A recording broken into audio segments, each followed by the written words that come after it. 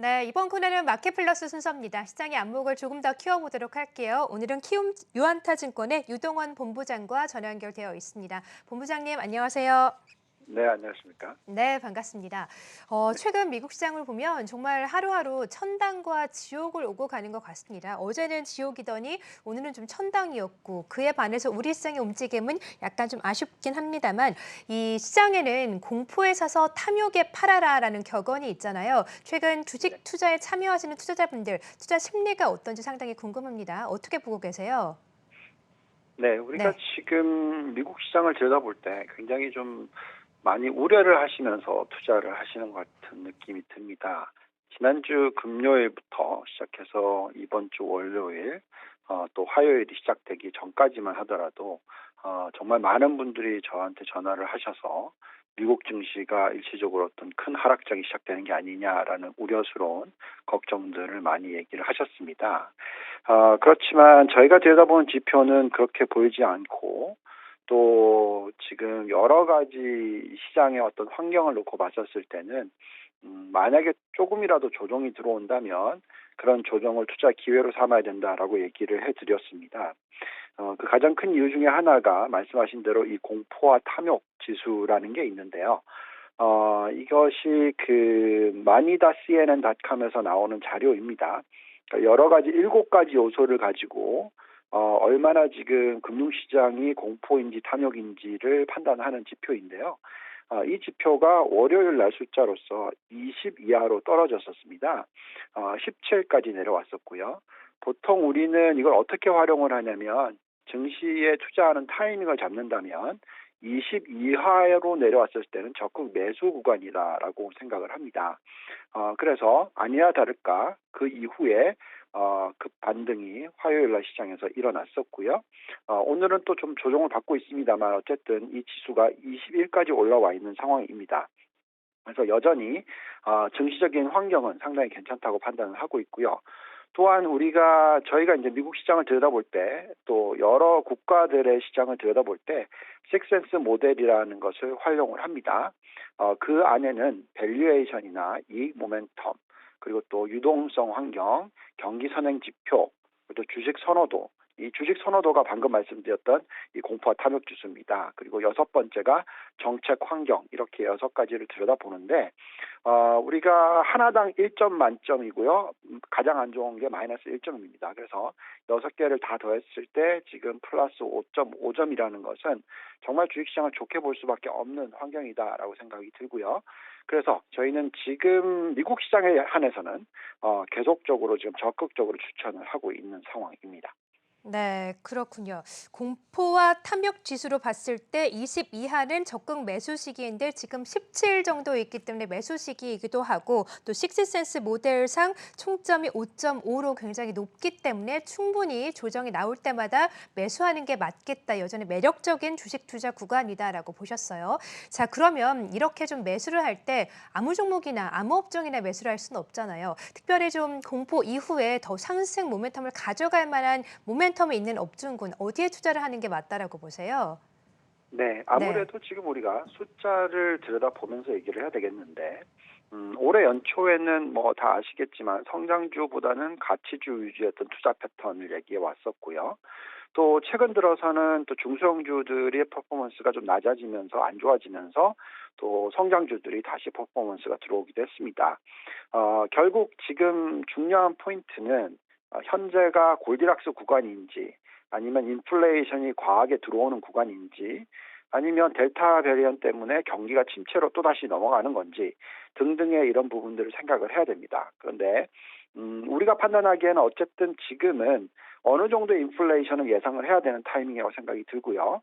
과거 2009년부터 2020년에 있었던 골디락스 구간인 인플레이션 2% 미만 시대는 아닌 것 같습니다. 그래서 일정 부분 인플레이션이 지금 들어오고 있고 장기적으로 2.5에서 3% 정도의 인플레이션은 충분히 있을 수 있다고 생각을 합니다.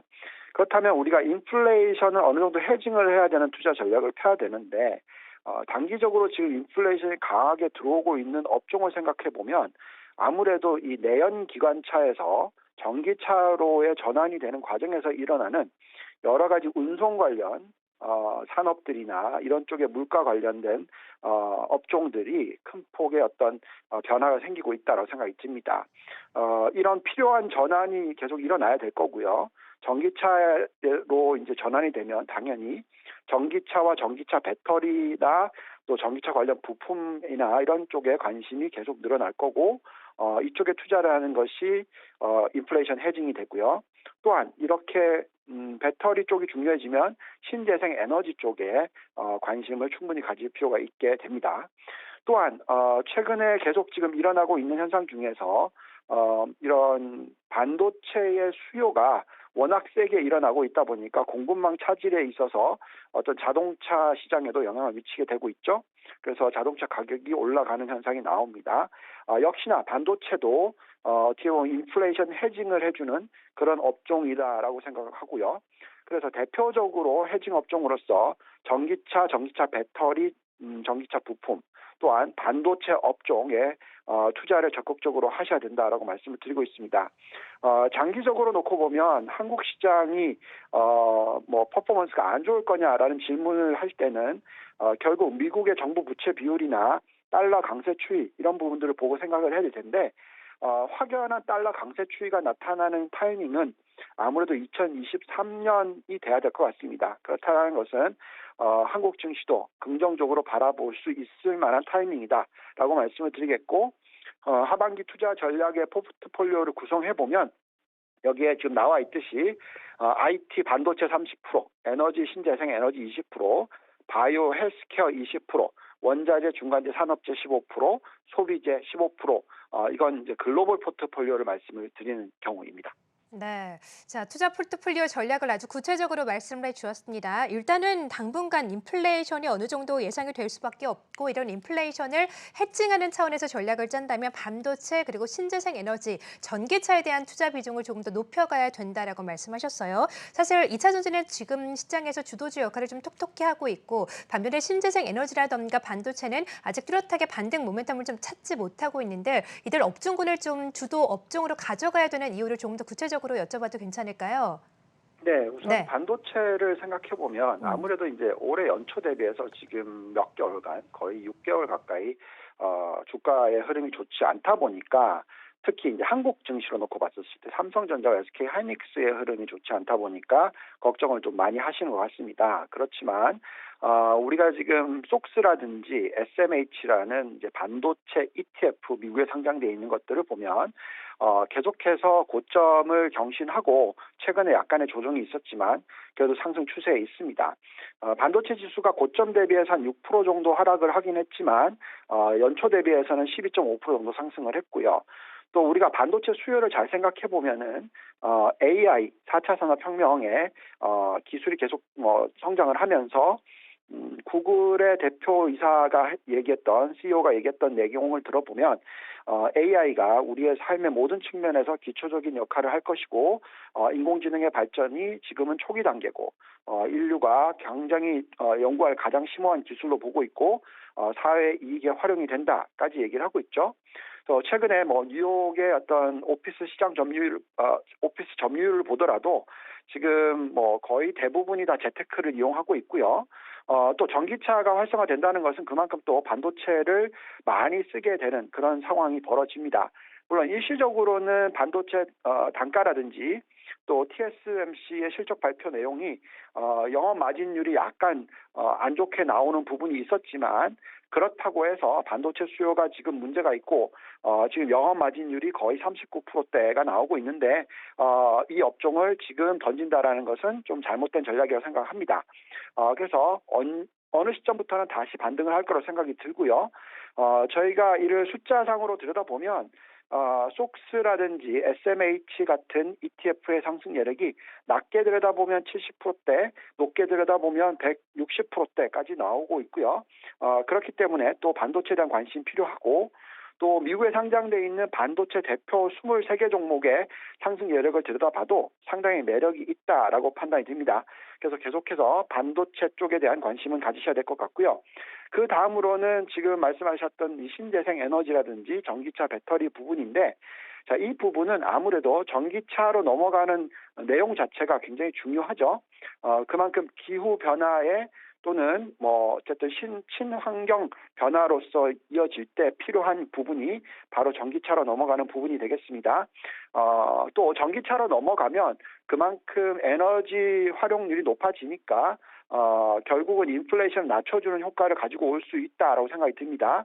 또한 최근에 그 미국에 있는 대표적인 비스타라는 기업, 천연가스 전력소를 36개 가지고 있는 그 기업이 지금은 투자를 모두 다 태양광 전력 생산 기지라든지 전력 저장 설비에 투자를 하고 있습니다.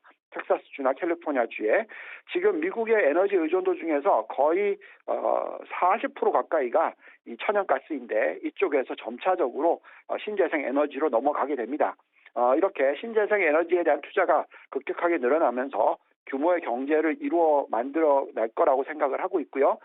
그렇게 되면 당연히 신재생 에너지에 대한 성장성이 계속 유지가 되고 또한 전기차 배터리 전체적인 모든 부분에 있어서 연결이 되면서 어떤 큰 생태계를 만들어내고 이런 쪽에 대한 투자가 계속적으로 이어져야 된다라고 말씀을 드리겠습니다. 네, 자, 반도체 업황 고민이 참 깊어지는데 반도체 업황은 계속해서 조정을 받을 때마다 매수하는 전략이 유효하다라고 하셨고 이와 함께 전기차 신재생 에너지도 빠르게 좀 모멘텀을 찾아갈 수 있기 때문에 투자 보유 매력이 충분하다라고 말씀하셨어요.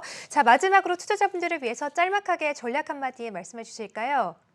네. 네. 지금 현재 우리나라 증시를 놓고 보면 상당히 지지부진한 구간이 이어지고 있습니다. 그렇지만 지금 주식시장의 어떤 성향이 변하고 있습니다. 그만큼 배당 성향이 높아지고 있고 지배 구조 문제가 개선이 되고 있고 지금 현재 배당 수익률은 만약에 배당 성향이 높아지면 4%대로 올라갑니다. 그렇다면 지금 현재의 10년 국채금리가 2% 수준밖에 되지 않기 때문에 결국 주식시장이 굉장히 매력도가 있으니까 너무 지지부진하다고 해서 주식에 대해서 멀리하지 마시고 계속적으로 투자를 빠질 때마다 매수하는 전략으로서 접근하시는 것이 옳다라고 말씀을 드리겠습니다.